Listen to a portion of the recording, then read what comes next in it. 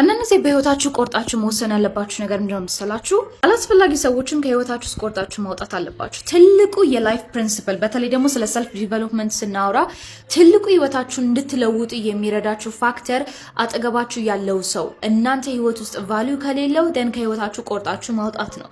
ናው ከህይወታችሁ ቆርጣችሁ ማውጣት ስል ጥሏቸው እንዲሆነ ነገር አድርጓቸው ማለት ሳይሆን ነገር ግን ጀነራሊ ከነሱ ጋር ያላችሁ ሪሌሽንሺፕ የሳሳ መሆን አለበት። ምክንያቱም at the end of the day እኛ መስለ ጓደኞቻችን አጠገባችን ያለው ሰው ስለሆነ ስለዚህ if you don't have the heart to change እንደዚህ አይነት ነገሮችን ከምንም በላይ ደግሞ አጠገባችሁ ያለው ሰው ማንንም ይሁን ምንም በነገራችን ላይ ህይወታችሁ ላይ ፖዚቲቭ ኢምፓክት ከሌለው ቆርጣችሁ ማውጣት አለባችሁ። ግን ይሄን ነገር ለማድረግ ደግሞ የምር ወኔነት ይጠይቃል።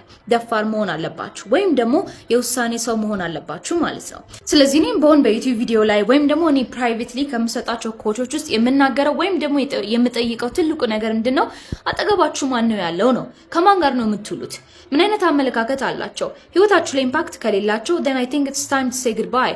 and again ይሄን ነገር ማድረጋችሁ ግን ክፉ ሰው ትሆናላችሁ ወይም እነሱን ጥሏቸው ማለት አለ just say like አሁን ራሴ ላይ መስራት አለብኝ or ደግሞ ቢዚ ነኝ የተለያየ ምክንያት መደረደር ትችላላችሁ። ግን ማድረግ ያለባችሁ ነገር ማድረግ አለባችሁ and that's why ብዙ ሰው ተመሳሳይ ህይወት ያለው ይሄን ማድረግ ሲምፕሊ ስለማይችል